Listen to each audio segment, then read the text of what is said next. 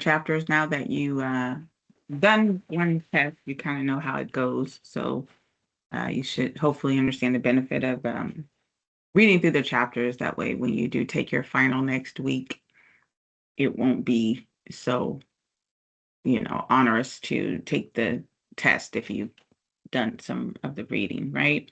All right. So in chapter 5, we're going to continue to talk about networking. Yesterday, I said to you that part of your career progression is promoting yourself. Like you have to promote yourself, you need to get to know people. Networking is going to be key. Here's a statistic. It says that 70% of job seekers find success through connections. I want you to pay attention to that number. That's a big number. 70%. 70% of job seekers find success through connections. Here's another statistic that says that 87% of recruiters and hiring managers are using LinkedIn to find job candidates. So we're talking about exposure, right? Is who I know or who I'm connected to, who I have access to. Am I promoting myself on platforms where they look for people? I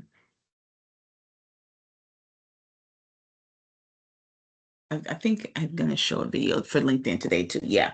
How do they find me on LinkedIn? All of these important things that help to support you in building out your career. We already know that most companies are using applicant tracking systems. 75% of companies are using applicant tracking systems. Why are these stats important?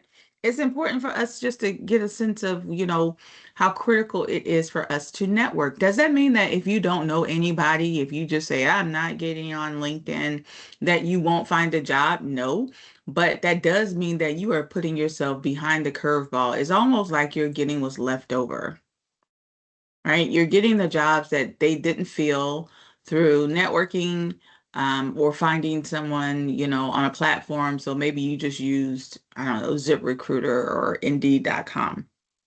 And that's fine too. But why put yourself in that position, right? Like you want to obviously, get access to all jobs, not just the ones that didn't get filled from networking. So how can you network? Again, all the platforms, but there's events in your area. You're part of the club now, right? You're part of the VA club, the welding club, the HVAC club, the electrical club. Like those are your people. Get to know your people, get to know your industry, get to know what's going on. Like you're a card carrying member of that industry now. So it is incumbent upon you to get to know who the key players are. How do things work in your region, right? Here in the Southeast region, things are very different from in California. Things are very different in Maine. So you need to know how does your industry works in your respective areas. If you can be a part of associations, be a part of associations. If you can go to conferences, do that. A lot of this stuff is done online. A lot of these conferences and webinars and all that stuff, that's done right through LinkedIn. If you say, well, I don't have time for that, that's fine too. But just know that there are other people doing it, right? So remember, it's a race to the top and everybody's kind of in their own lane, but like, why would you want to even put yourself behind the curveball? So it's important just to think those things through. So like we said, networking is going to be key, right? We introduced networking as a topic yesterday. What is it? It's just talking to people and establishing relationships that can lead to potential opportunities. Every person you meet won't lead to an opportunity right away. You never know. You can engage with someone today And 2, 3 years from now, that connection could become fruitful. It's happened to me all the time, right? So when you're building what we call a professional network, it's anybody that you feel could be of support. And it doesn't have to be a job, it could be information, it can be, someone that is well connected to other people. Like, you want to connect with these people. It's so easy to do on LinkedIn. That's why I'm going to continue to push that. Like, people do go through their connections and see who's connected to who. I did that just the other day. I had a someone that was asking me if I knew someone in New Jersey that did training. And I was like, yeah, I used to live in Jersey. I was a professor up there. Let me go through my connections to see who I have, right? Um, Another tool is informational interviewing. That's the process we asked you guys to do over the past week. Start talking to your connections and the ones that you currently have, and letting them know, what you have going on, and get it. Listen, listen, listen. I get it. Not every connection that we have, we can sit and tell all of our hopes and dreams to. Like, I already know, some of us, may even say, well, I'm not telling everybody. I get that too. But people that know, you know, it would be beneficial to engage with, do that. Like, maybe you didn't have anything in common with the guy across the street, and you saw he had his own little construction company, but now you do. I would be striking up a conversation, just saying hi, letting people know, what you have going on. Like, you never know. They say a closed mouth does not get fed. And that is true. So this informational interviewing is a technique you can use to network. Some of us may say, well, I'm not comfortable talking to people, but studies show that people, big surprise, love giving information. People love to give you advice, right? Have we ever met someone that didn't love to give advice? You ask somebody, hey, what do you think about this? Oh my goodness. It's like you've asked them the secret to happiness, right? People love to give you their opinions. So that is an easy one. Informational interviewing is an easy one, because you're not asking for money. You're not asking for anything. You're just asking for their opinion.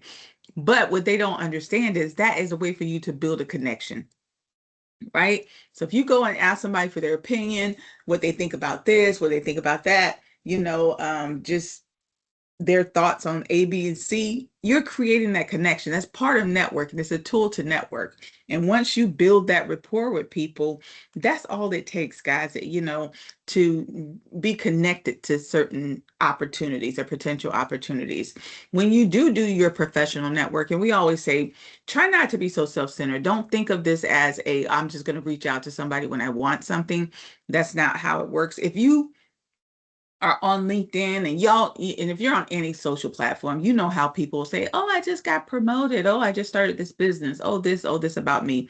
Make sure you give thumbs up, give them likes, say, well done. If people invite you to different things, even if it's online or in person, try to be reciprocate, the engagement, because one sure way to lose professional connections is to make it only one-sided, right? So you don't want to just make it one-sided. Remember, they're your connection, but you're their connection too, right? If they reach out to you and ask you to connecting them with someone that they may think that you may know, do that, right? Your networks will evolve over time. Some people will fall off, you'll add people, but the goal is to have a network.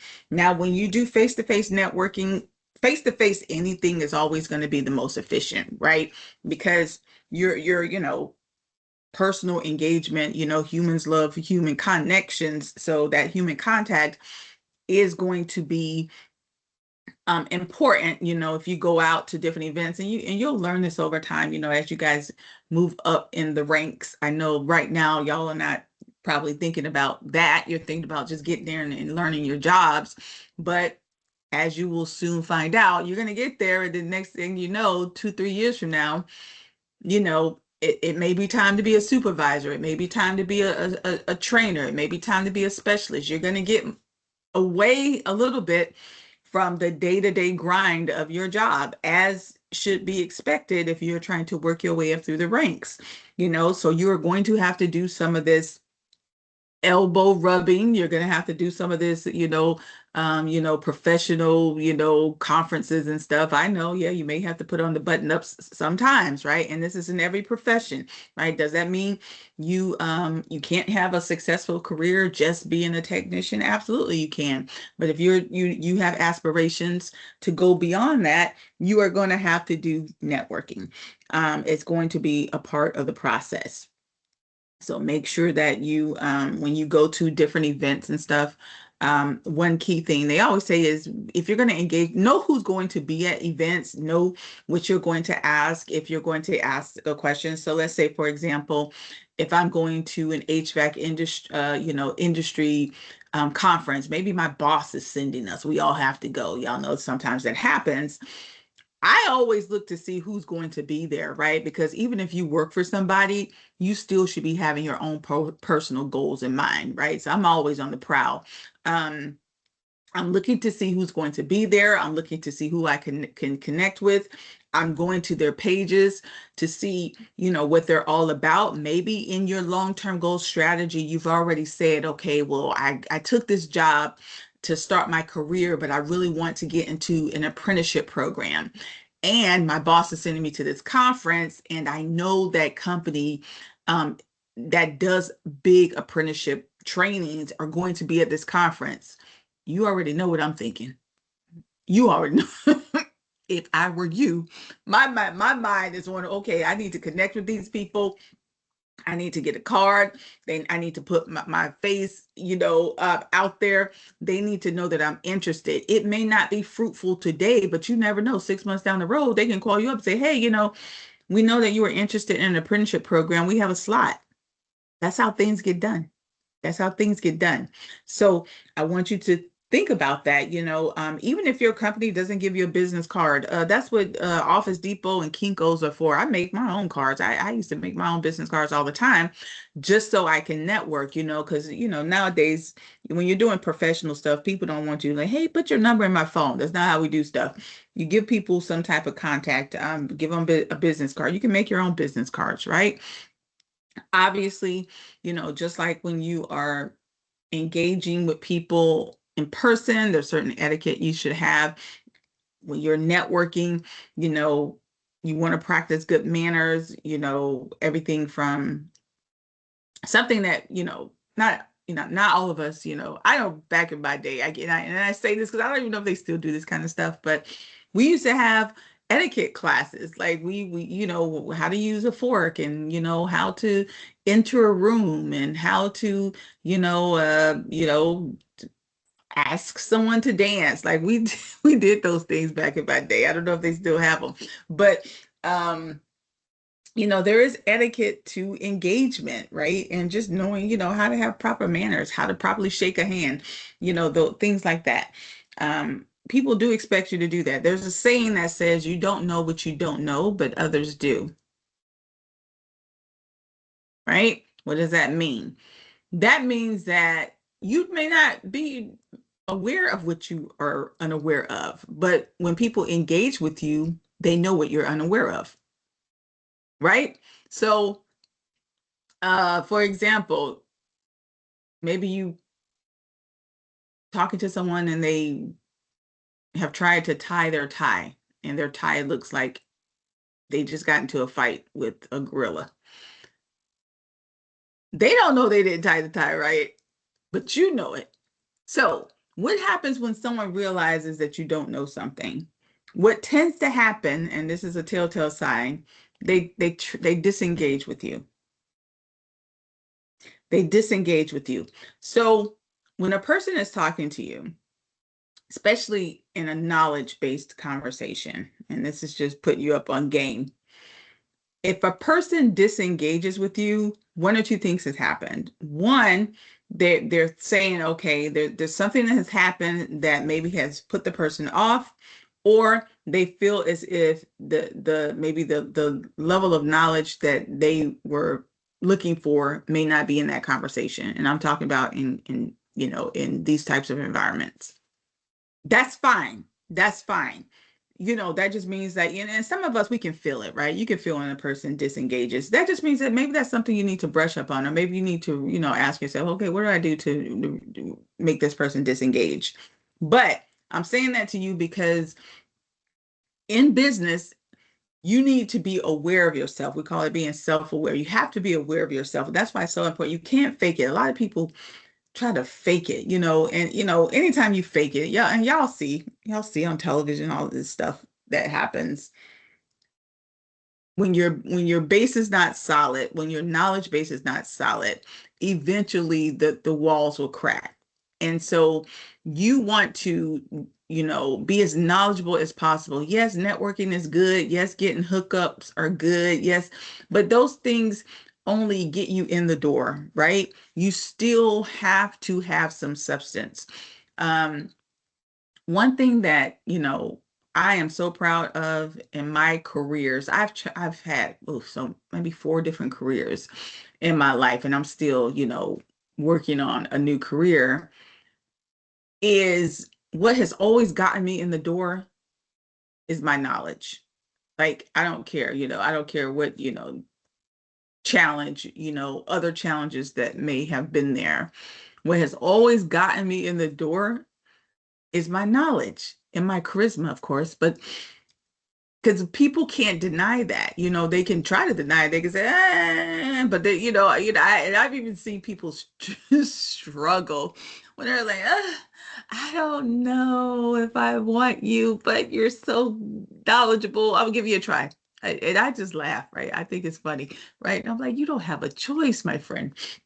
And that is what has always worked for me. Like, the more you know, the more you grow. Y'all, we remember that from watching PBS, right? So it is so true, right? The more you know, the more you grow, and is what is going to sustain your career, right? Clearly, even like I was saying, the way you dress, or whether it's a tie, don't arrive late to stuff, please, God, especially if it's not like a something where somebody's giving a speech or something. You don't have your phone on and things like that. Those are little things, I'm telling you, people judge you on. You don't know what you don't know, but others do. People judge you on that. Not giving people eye contact, the type of language that you use. If you're using unprofessional language or slang in a formal environment, people are just going to look at you and probably disengage. Then you're like, oh, I said something wrong, right? We've all done that before too, right? You have to be aware of yourself. You don't want to lose an opportunity just because you weren't self-aware. Like, I see that happen sometimes, and I'll be honest, it happened a lot um for military people, and I don't know any military people here.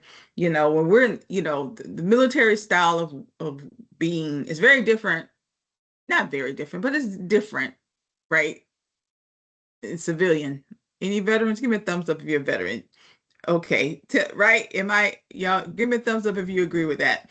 Like, the way we engage in the military for various reasons, right? See, okay, and y'all tell me if I'm wrong, but like in the military, it's like you're in the trenches, you're working hard, you're under a lot of stress. So we cut up a little bit, right? We say things, we use all kinds of vernaculars, but we know it's all in jest because we know when it's time to get to work, it's time to get to work, right? But when you get into civilian land, those things don't always translate. And sometimes I see my brothers and sisters in the military struggle a little bit with that because that's what they're used to. They're used to, cutting up a little bit, but getting work done. But then you go into certain environments and people looking at you like clutching their pearls. I can't believe this person said that. I can't believe it did that. Like you have to be self-aware. And you don't want a person to disengage from you or say, this person's not going to fit in because, they're coming with that background. So, that's what I mean by etiquette. Like, you have to be self-aware and understand that, different environments require different etiquette. All right. I remember my first job when I got out of the military, I was in nonprofit and I was in finance, and I would now, I don't know if this is something you can be, but I think I was too professional. I was the person that people would come and get like petty cash from. I did accounts payable, accounts receivable. And I got my first evaluation back. And I thought I was rocking it. I'm military people who understand this. I thought I was rocking it because I did my job. You understand? And the first response I got back was, Cynthia, when engaging is too curt. I was like, what? Curt? So, I had to go and say, what does she mean by curt? Because, they didn't tell you who said it, but it told you the department. And it was like, she's too straight and to the point. I'm like, yeah, that's how you're supposed to be, straight and to the point. That's you. This is business. No, no. Apparently, I'm supposed to like be smile and be jovial, or ask them how their day went. Man, I was so mad. And then another a couple years later, I had gotten promoted to another company, and I was like executive vice president of this company. And I got a peer evaluation, and the feedback was that I wasn't friendly enough. Like they said, because I do remember my CEO, he would come in and he would greet everyone and ask people how they're doing. And the receptionist had complained because apparently her grandkid was in soccer, and she had brought this big trophy that I guess we all were supposed to be like, oh my God, look at the great trophy. And I was the type of person, I'd be like, hey, good morning, how you doing? And I go straight to my desk, right? Because I'm so militant. That's how I used to think. And I didn't realize that was off-putting to people. Like here I am thinking I'm just being efficient doing my job. But in civilian land, you have to be a little bit more social. Like you have to be a little bit social, but not too social. Oh man, it was hard for me, guys. It was hard for me transitioning, but I got it now. So, it may not even be a negative thing. It doesn't have to be like you're ignorant to something in terms of, academic knowledge. It could just be socially, you're just unaware of how things go. So, that's why it's important just to be aware and try to learn as much as you can, especially for your respective fields, right? So when you're doing online networking, there's a lot of benefits to that. Like I said, you can have access to people. There's some etiquette, obviously, how you engage, how you talk, things you say, writing properly, being, using what we call bookends, greetings, state your point, greeting, be warm, be direct, be warm. Hey, Sarah, how you doing? I wanted to talk to you about this. Have a great day, Sarah, right? Like writing etiquette always require you to have bookends. They always, especially if you're going to say anything to someone that may be a little stern, maybe a little direct, always book in your conversation when you're online. That's one way to to make sure you be respectful, right? Greet the person, state your point, do a warm farewell, right? Just remember that, right? Just little stuff like that when it comes to online. So I kind of ran through that because I want us to talk about our LinkedIn accounts. You will be setting up a LinkedIn account. I think you're doing that today, right? Let me double check because I want to show you this video. That's what we're doing today, but let me just double check. I want to make sure. Week 3. So yeah, today we're going to be doing our LinkedIn profile. So I'm going to share you a video, and the video runs, I'm going to tell you right now, it runs about 15 minutes. So let me just, let me manage your expectations on that. But it's so important that you watch it. Give me a thumbs up if you have a LinkedIn account. Click thumbs up. Okay, so this is going to be easy for you guys because you're literally going to copy and paste your URL, and I'm going to show you that in a minute.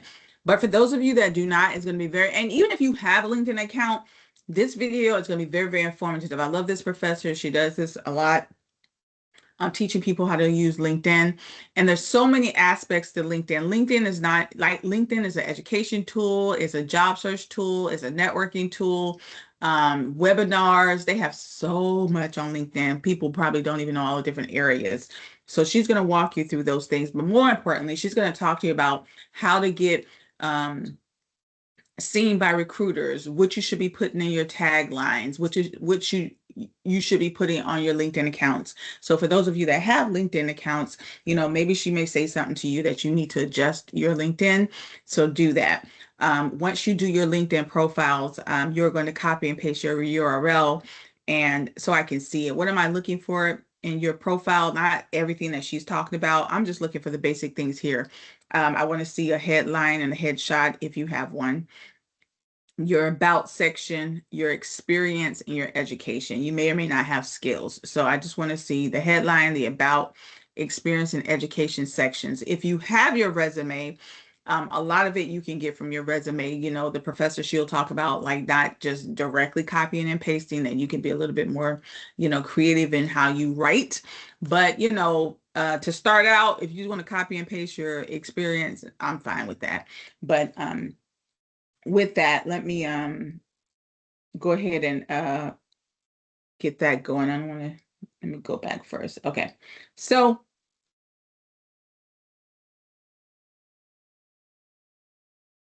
let me stop sharing here. So I'm going to pull up my LinkedIn account first before I get into the video, so I can show you guys once you do your LinkedIn, or even if you already have one, what I want for the assignment.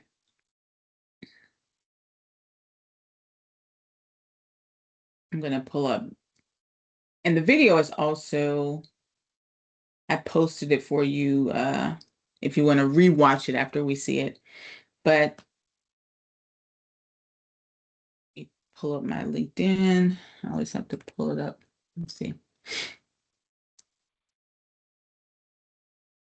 Let me go here instead. I love Google Chrome, but we use Microsoft here at the school, so I have to switch over.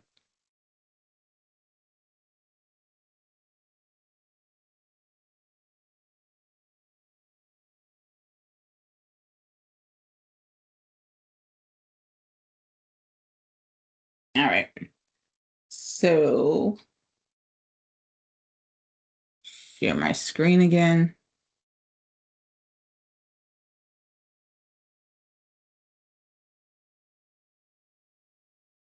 All right.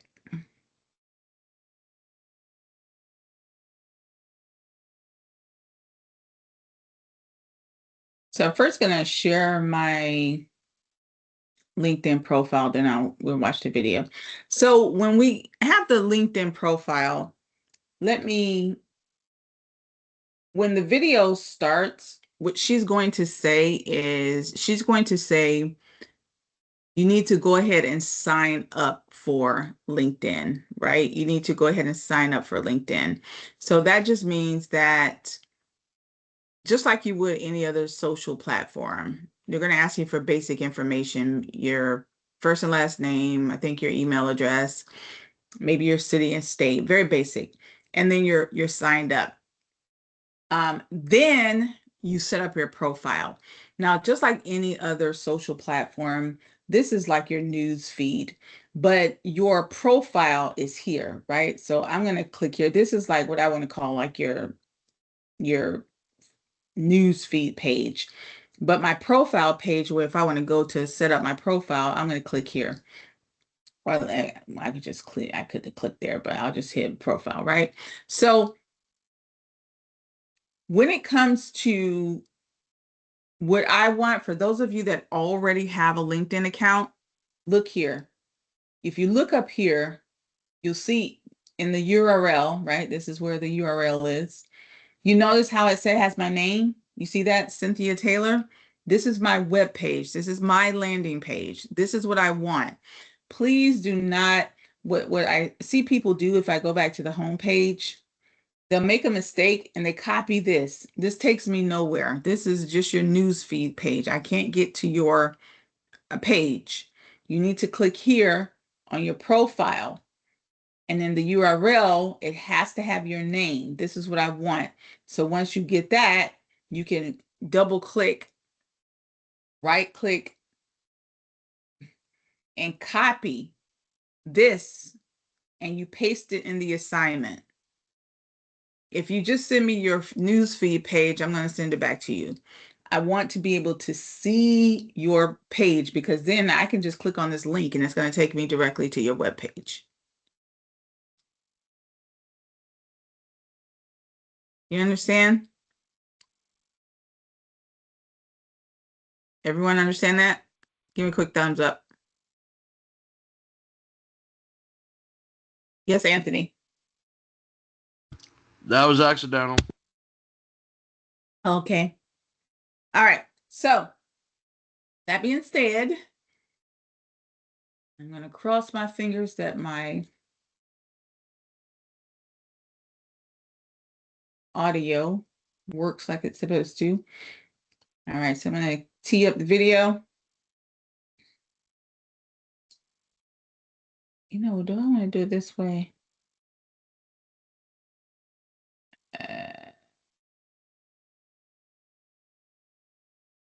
See something. Let me do it this way. See what happens. I'm always nervous. I don't trust. You know, YouTube was down yesterday, so I'm nervous about it. Did it pull up? Hold on.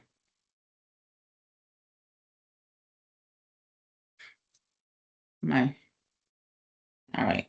Stop talking, lady. All right. All right, so let me share. Turn on the sound. Go back. See what happens. Yeah, I'm going. LinkedIn so that you can create a profile that stands out from your competition.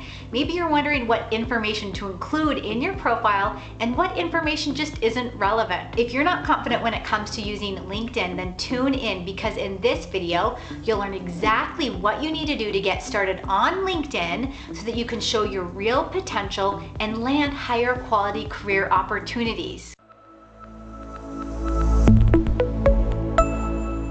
And hey, if you want even more powerful LinkedIn profile tips, make sure you take a look at my free 5-day LinkedIn mini course, where you'll learn how to optimize your LinkedIn profile. I'll link the course below. And if we've never met before, I'm Heather Austin from ProfessorAustin.com and the Club on Facebook. And on this channel, I teach working professionals just like you how to build their personal brand so that they can land their dream job and grow in a field they love. So if you're new here, make sure you hit the subscribe button down below. Also, don't forget to hit the bell notification so you're notified when I publish a new video or when I go live every week. And hey, real quick, tell me in the comments below this video, what do you struggle with the most when it comes to using LinkedIn? Let's continue the conversation down there. Now, before we jump over to the computer for an easy step-by-step tutorial, there's a few things to keep in mind when it comes to using LinkedIn. Think of LinkedIn as your personal sales page.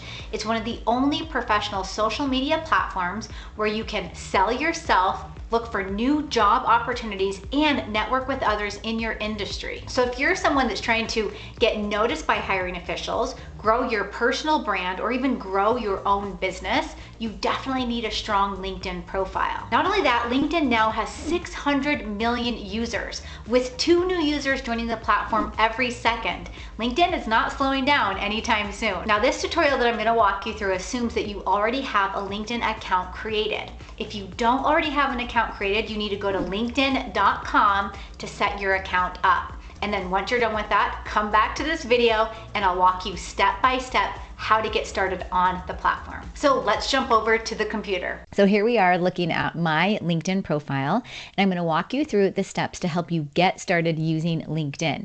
Now, step number 1 is to start with the basics. So what do I mean by starting with the basics? You always want to make sure that you start with your headshot and your LinkedIn headline. Now, when it comes to a really good headshot, you want to make sure that the picture you use has you smiling, has you dressed appropriately for your industry. You also want to make sure that you're looking directly at the camera and that we can see you really well. So you don't want to take a full body shot. My recommendation is to take a headshot that is from the waist or from the elbows up. And also make sure that you're not wearing hats and sunglasses and anything that might be a little bit distracting. Another thing to keep in mind when it comes to a good headshot is to make sure that you're not using selfies. And here's the key.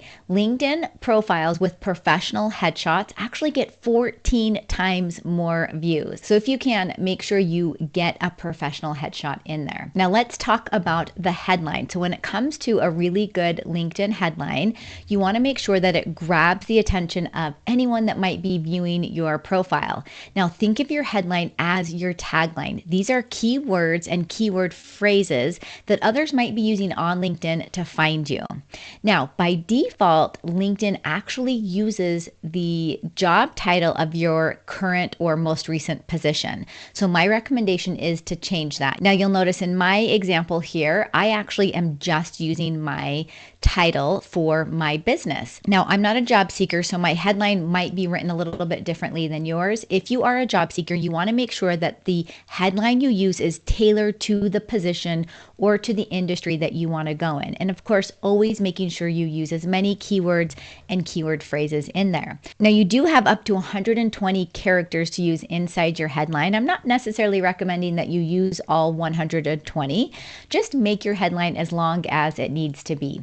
Now, you also want to make sure you incorporate your specialty. So your specialty will help you get found in searches if others are looking for individuals that might do what you do. So here's an example. Let's say that I was a senior project manager.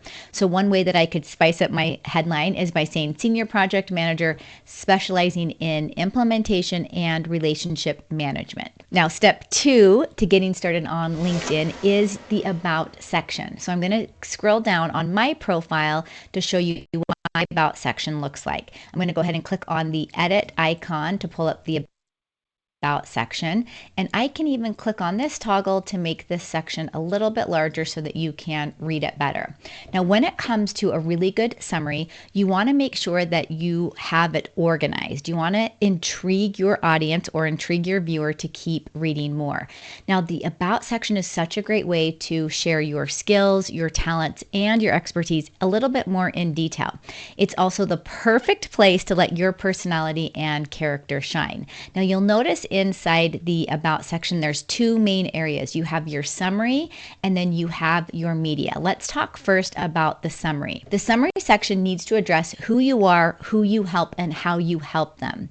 You want to start with a sentence that mentions what you are most passionate about and what drives you most about your career. So if you look at my example, notice I say career and business strategy is my passion. And then I go on to say, I am a driven business owner dedicated to teaching, and then I mention a little bit more in there. After you've mentioned what you are most passionate about and what drives you, you want to then include a paragraph that mentions your greatest accomplishments or even some of your greatest strengths. So you'll notice that I go on to say, my greatest strength is in helping others find solutions and strategies to launch their perfect career. So you can use this exact same format when you write your own summary. Now, to make your summary section easier to read, you want to make sure you're using paragraphs that are no longer than 2 to 3 sentences.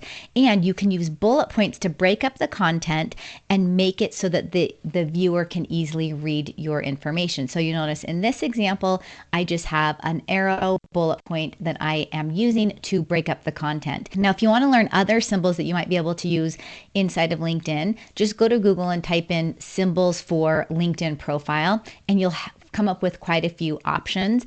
My recommendation is not to go overboard with the symbols. I've seen a lot of people that try and stuff their headlines and their summary to get attention using symbols and bullet points, and I don't recommend doing that. I like using them, but not in an extreme way. Just use them enough so that it breaks up the content and it keeps your reader easily viewing your profile. After your bullet point section, you can then go ahead and include an expertise section. Now, my summary section is written as a business owner. Yours will be very similar, but at the very end, you always want to make sure you have some sort of specialty or expertise section. Now, this section is keywords and keyword phrases that will show up in a job posting that you can put into your profile so that, again, you can be found in search results. Now, after the summary section, you also have the option to add media. So you can add a link to external documents, photos, sites, videos, and even presentations.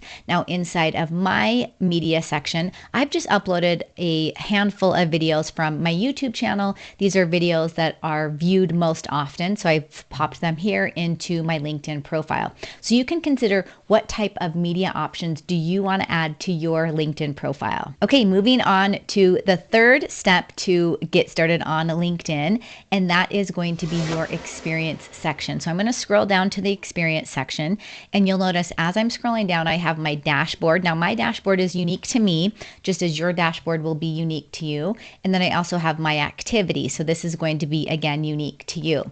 But I'm going to scroll down to the experience section, and this is where I would start adding all of my experience. So think of your experience section as a better way to tell your career story. The point to the experience section is to really show your audience who you are and how you got to where you are. Remember that LinkedIn is a little bit more informal than your resume. So this is the perfect opportunity to let your personality and your character shine. In fact, inside your LinkedIn profile, you actually can write in first person, which I always recommend you do. However, you don't want to write in first person on your resume. When it comes to the work experience section, I like to use 2 to 3 sentences in a couple paragraphs that explain some of the greatest accomplishments or some of the things that you were most proud of while you were in that position. And a bonus tip here is to include at least one quantifiable accomplishment. So these are things that you can measure based on a number, a data point, a percentage, maybe a dollar amount, or maybe even time. And to break up the content, you can add bullet points to your work experience section.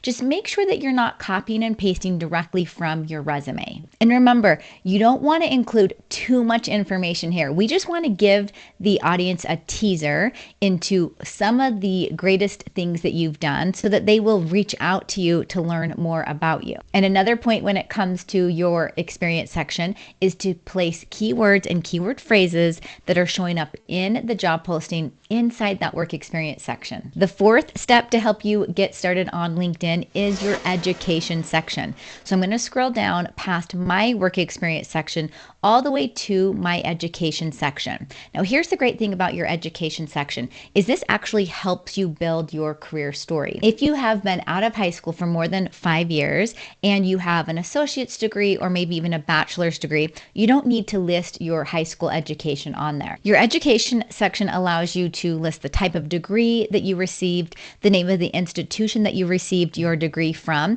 and it even allows you to list any awards and honors that you received while you were at that institution. Now, this is a great place to add any special training or certifications that you've received that directly relate to your industry.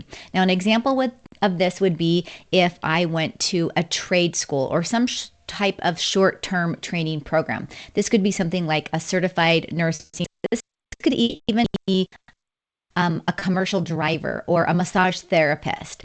If you really want your education section to shine, you want to add things like your clubs or organizations that you participated in and any relevant coursework that might apply to the position or the industry that you are applying in. The fourth step to help you get started on LinkedIn is your skills and endorsements. So I'm going to scroll down to the skills and endorsement section here on my profile so you can see what I'm talking about. Now, this is a great way also to help you show what your expertise are. Now, LinkedIn will display the top 3 skills on your home page. So make sure you get those listed first and then add additional skills from there.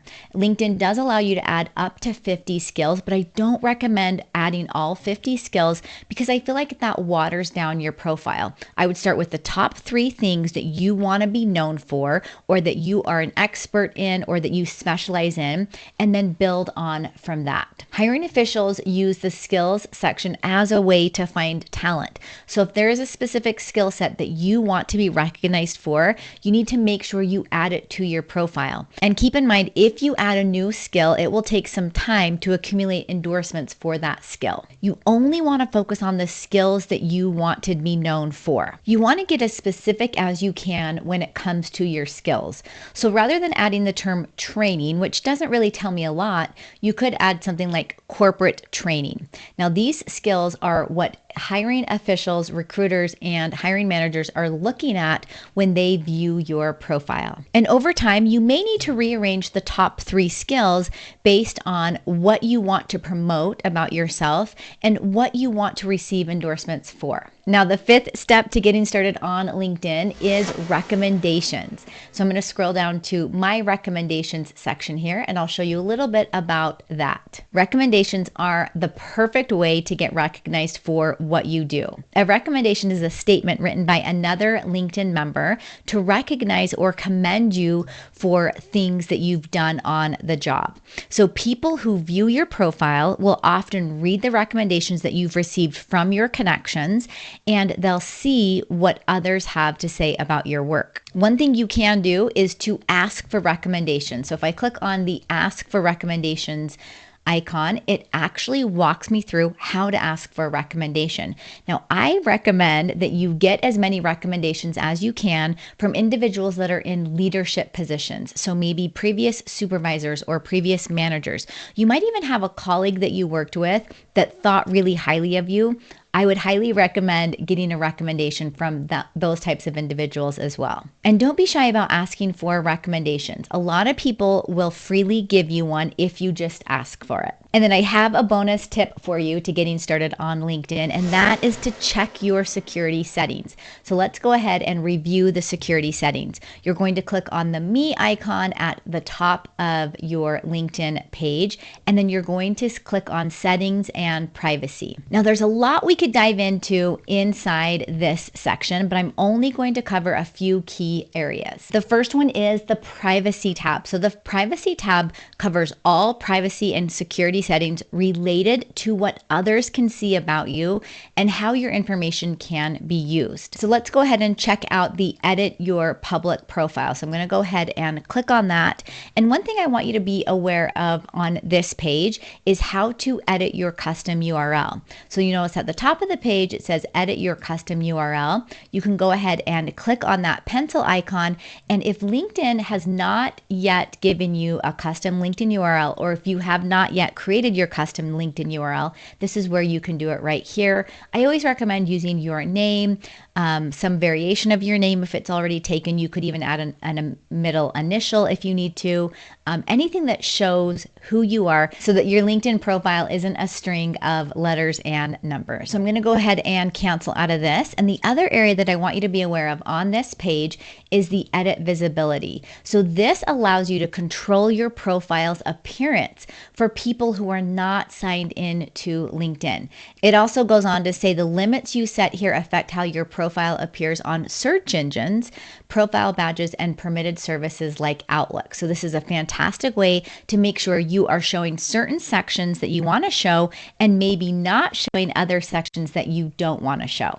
So again, go through that and make sure that you have your settings exactly how you would want. I want to jump back to another section inside of our privacy, and that is your job seeking preferences. So I'm going to click on job seeking preferences, and that takes me to a number of options inside of the LinkedIn page. Now, one of my favorite areas inside this section is the job applications setting. So this allows you to choose what information LinkedIn saves when you submit a job application. So you can go in there and make sure that your settings are exactly how you want them to be. Another area in here that I really like is the let recruiters know you're open to opportunities. This allows you to share that you're open and appear in recruiters' searches when they enter a keyword or a keyword phrase to find a specific individual in your area or with your expertise. Now that you know how to get started using LinkedIn, make sure you take a look at the video I made right here where you'll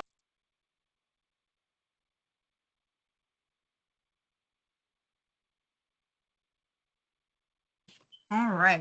So hopefully, one second. Okay. That was helpful to you guys. I'm getting some feedback. I'm not sure. Please make sure I'm on mute. One second, Taylor. Go ahead, Taylor. I'm about to put the question back up.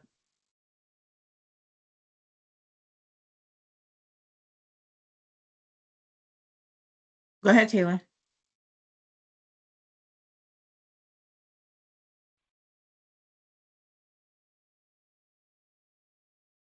All right. So here is your participation question for today.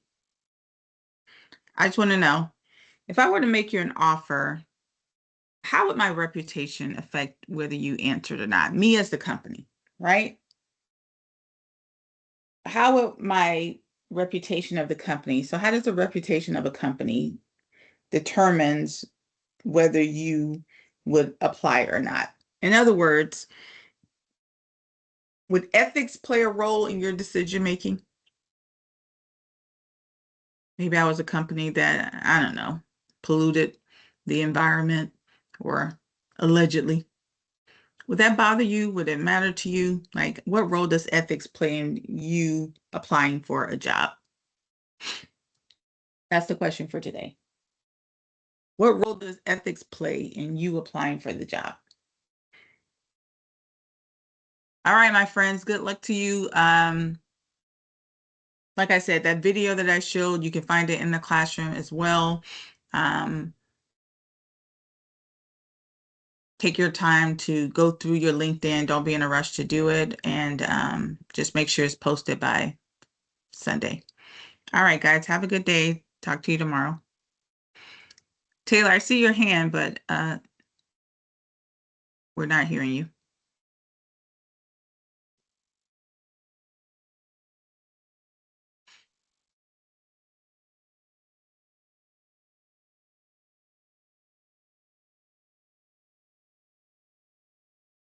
You can just call me because I'm not hearing you say anything. All right, guys, have a good day. You too. Thank you. Okay, bye-bye, guys.